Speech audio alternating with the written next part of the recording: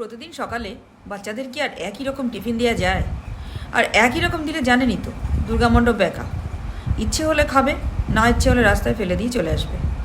তাই এই দুষ্টু বাচ্চাদের কথা ভেবে আজকে বানাচ্ছি একদম নতুন জিনিস, সিউয়ের উপমা, অথবা কেউ কেউ একে সিউয়ের পোলাও বলেন।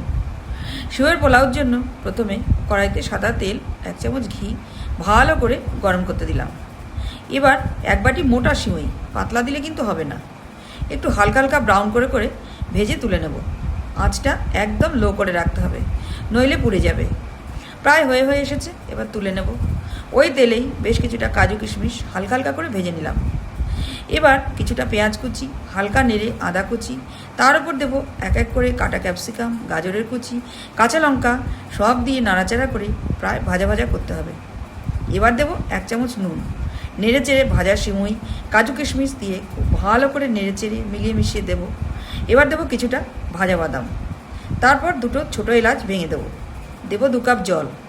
এবার 2 চামচ চিনি দেবো, দিয়ে ফুটতে দিয়ে ঢাকা দিয়ে আঁচ কমিয়ে দেবো।